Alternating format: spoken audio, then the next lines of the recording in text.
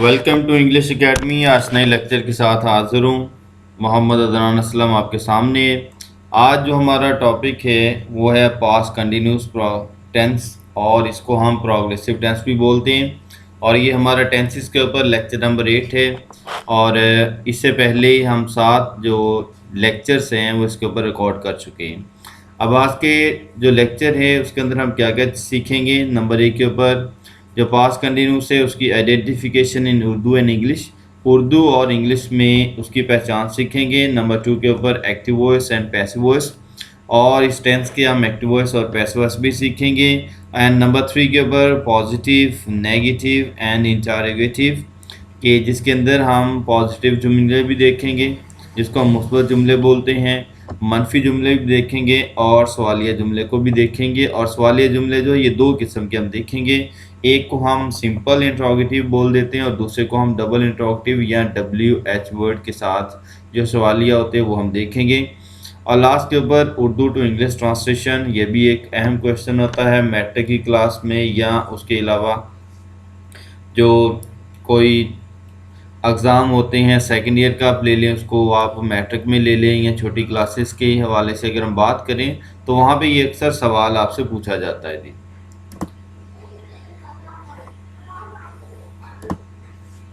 जी सबसे पहले है जी उर्दू में पहचान। अब उर्दू में इसकी पहचान कुछ इस तरह से है कि उर्दू फ़िक्रात के आखिर पर फ़ेल के साथ रहा था, रही थी, रहे थे वगैरह आता है।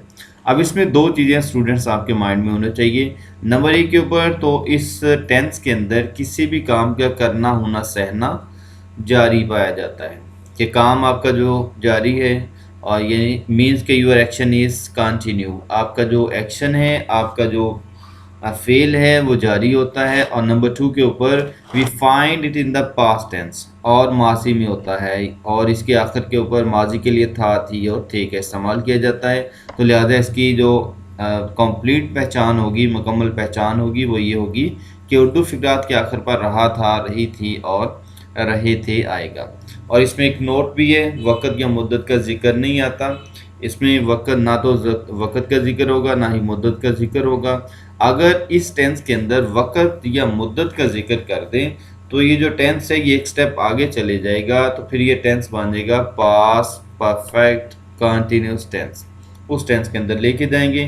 जी मिसालें हैं इसकी पास्ट कंटिन्यूस टेंस की। नंबर 1 के ऊपर है मैं इस नज़म को ज़बानी याद कर रहा था। अब यहाँ पे काम क्या हुआ, याद करना, और ये जारी पाया जा रहा है और माजी के अंदर है, ये एक्टिव वॉइस है। इसी तरह नंबर 2 के ऊपर जो एग्ज़ाम्पल है, क्या किताबें ख़रीदी जा रही थी। अब यहाँ पे का एक्शन हुआ है ख़रीदना, अब ख़रीदने वाला मौजूद नहीं है, तो लिहाजा ये जो टेंस है ये पैसिव वॉइस का होगा। पहचान उर्दू के अंदर एक्टिव वॉइस और पैसिव वॉइस दोनों की सेम होती है, पहचान में कोई फ़र्क नहीं होता। एक्टिव वॉइस भी वही पहचान होगी, रहा था, रही थी और रहे थे, और पैसिव वॉइस की भी वही पहचान होती है, रहा था, रही थी और रहे थे वाली। आगे हम चलते हैं जी। Next identification English. अब इसमें इंग्लिश में हमारे सामने क्या पहचान है, और ये बोर्ड के अंदर बहुत ही इम्पोर्टेंट क्वेश्चन भी आपसे पूछा जाता है, तो इसके लिए आपने दो बातें ज़हन में रखनी है। We find was were with first form plus ING in active voice. Active voice के अंदर वॉस और वर के साथ हम फर्स्ट फॉर्म प्लस ING को पाते हैं, and was being were being with third form of verb in passive voice, जबकि passive voice के अंदर हम was being और were being के साथ थर्ड फॉर्म पाते हैं। अब इसका एक्टिव वॉइस was और were के साथ है, जबकि passive voice बनाने के लिए हम was और were के साथ being को हेल्पिंग वर्ब के तौर पे इस्तेमाल करते हैं। जो आपकी टेंस फॉर्म है, मेन वर्ब जो है, एक्शन वर्ब है, वो first form plus ING active voice के अंदर है, और पैसिव वॉइस बनाने के लिए हम उसको थर्ड फॉर्म के अंदर कन्वर्ट कर देते हैं। जी एग्जांपल्स है, ऊपर जो हमने उर्दू के एग्जांपल लिखी हैं उन्हीं की नीचे ट्रांसलेशन दी हुई है। मैं इस नज़म को ज़बानी याद कर रहा था। I was learning this poem by heart. अब इसमें आई जो है सब्जेक्ट है, वॉज हेल्पिंग वर्ब है, लर्निंग मेन वर्ब है, फर्स्ट फॉर्म प्लस ING के साथ है। दिस पोएम बाय हार्ट ये आपका ऑब्जेक्ट ऑफ दिस सेंटेंस आ जाएगा।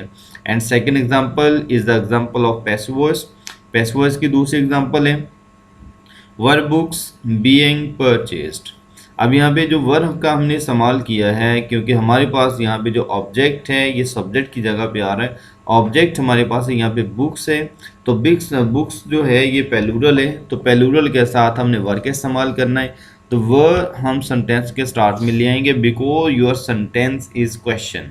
आपका जो सेंटेंस है इसके अंदर सवाल पाया जाता है, तो कोई भी टेंस जो है, कोई भी सेंटेंस है उसके अंदर अगर सवाल होगा तो हम वर्ब को या कोई भी हेल्पिंग वर्ब होगा इस टेंस का होगा तो वो सर वर्ब आ जाएंगे, और इसके अलावा कोई भी टेंस होगा तो उसके अंदर जो भी हेल्पिंग वर्ब है वो सेंटेंस के स्टार्ट में आ जाएगा।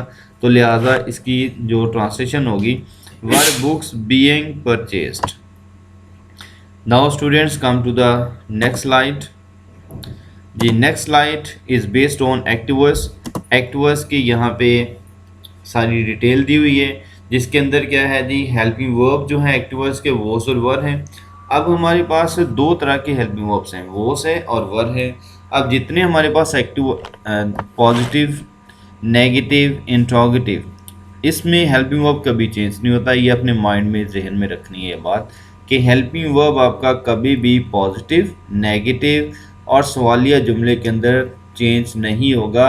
अगर ये चेंज होता है तो ये जस्ट आपके सब्जेक्ट के मुताबिक चेंज होता है। अगर आपका इसमें सब्जेक्ट एक्टिव वॉइस होगा, सॉरी, इसमें अगर आपका जो सब्जेक्ट है वो सिंगुलर होगा तो उसमें हमने वॉस लगाना है, और अगर हमारा सब्जेक्ट जो है वो प्लूरल होगा तो उसके अंदर हमने वर्ब का इस्तेमाल करना।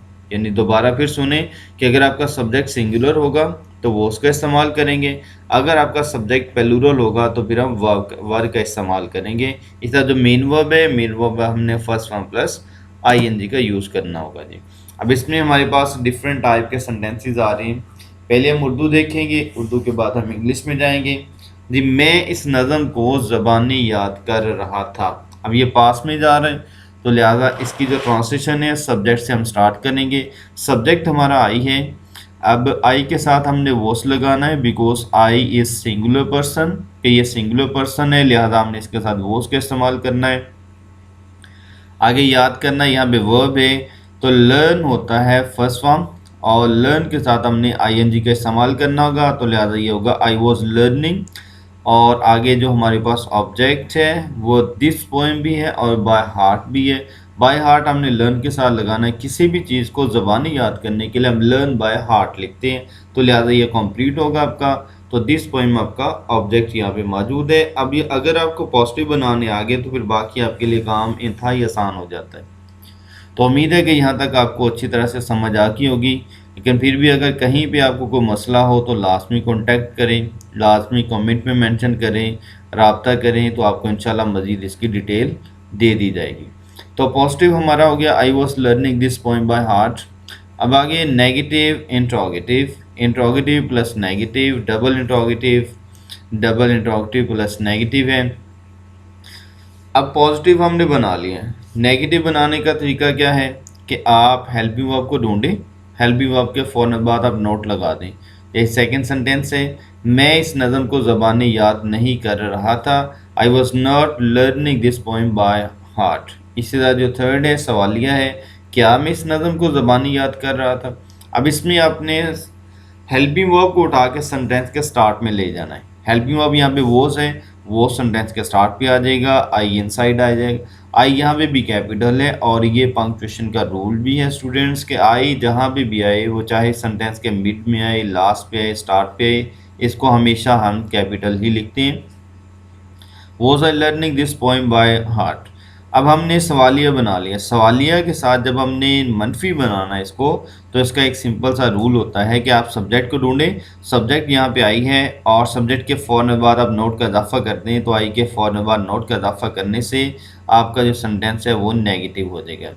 आगे डबल एच वर्ड के साथ है, मैं क्यों इस नज़म को ज़बानी याद कर रहा था, डबल इंट्रोगेटिव है।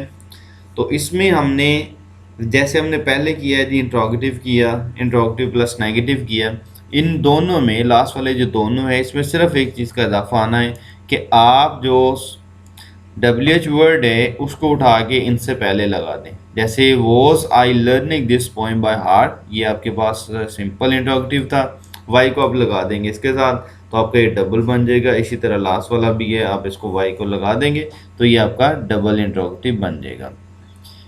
Now students come to the next slide that is based on passive voice. जी, हेल्पिंग वर्ब जो है ये पैसिव वॉइस में वॉज और वर आएंगे प्लस बी का इजाफा होगा, वॉज वर प्लस बी का इजाफा होगा। और इसी तरह जो मेन वर्ब है एक्टिव वॉइस में main verb first form plus ING के साथ था, जबकि पैसिव वॉइस के अंदर थर्ड फॉर्म के साथ होगा। इसी तरह हमने यहाँ पे भी स्लाइड्स तैयार कर रखी है, इसके अंदर पॉजिटिव भी है, नेगेटिव भी है और बाकी सवालिया तमाम किस्म के यहाँ पे जुमले पाए जाते हैं। तो इसमें इस नज़म को ज़बानी याद किया जा रहा था। अब हमें कैसे पता चलना है कि ये जो टेंस है ये एक्टिव वॉइस है या पैसिव वॉइस है? तो इसका सिंपल सा रूल ये है कि आप सब सेंटेंस के आखिर पे जाएं, वहाँ पे एक्शन देखें, काम देखें, फेल देखें क्या हो रहा है। अब यहाँ पे काम हो रहा है याद करना। अब काम करने वाला कौन है, यानी जो आपका एक्शन हुआ है, जो आपका वर्ब है, उसके साथ क्वेश्चन मार्क लगाएं, देखें कि काम करने वाला कौन है।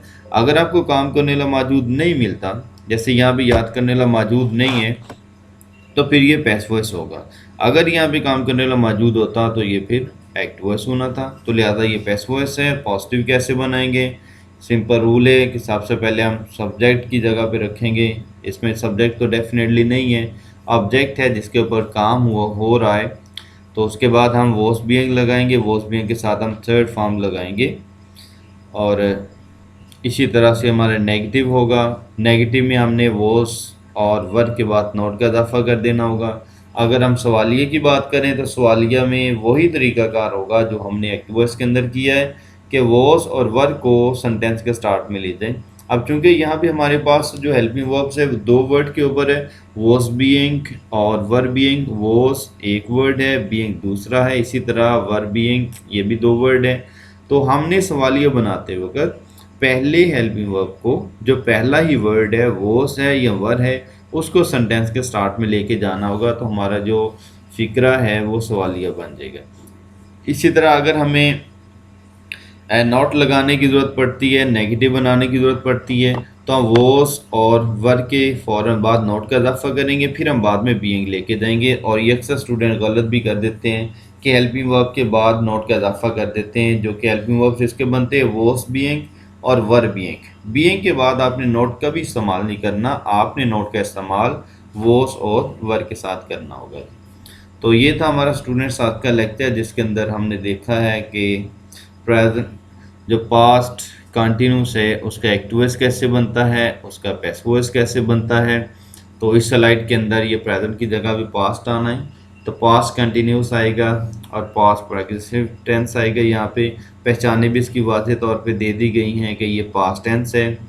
तो इसमें अगर कहीं भी आपको कोई मसला है तो आप लास्ट में पूछें और इसको अच्छी तरह से तैयार करें। फिर इसी तरह हमारे जो पिछले लेक्चर्स मौजूद हैं इंडेफिनिट टेंसेस के ऊपर है। जो स्टूडेंट्स हैं इस लेक्चर को पहली दफ़ा सुन रहे हैं वो पिछले वाले लेक्चर भी लास्ट में ले जो टेंसेस के ऊपर है, तो फिर इसकी भी आपको अच्छी तरह से समझ आएगी। तो इसके अंदर हमने आज के लेक्चर में ये देखा कि पास्ट इन कंटिन्यूस के एक्टिव वॉइस और पैसिव वॉइस कैसे बनते हैं, और हमने ये देखा है सबसे पहले कि हमने इसकी पहचान क्या है जी, ये स्टूडेंट्स हमने देखा है। तो आज का लेक्चर इंतहाई हमारा अहम था, इसको गौर से देखिएगा। कहीं पे कोई सवाल हुआ तो लाजमी कमेंट बॉक्स में या पर्सनली आप मैसेज मुझे कर सकते हैं। तो आज के लेक्चर के साथ अल्लाह हाफिज़। आए आए आए आए आए आए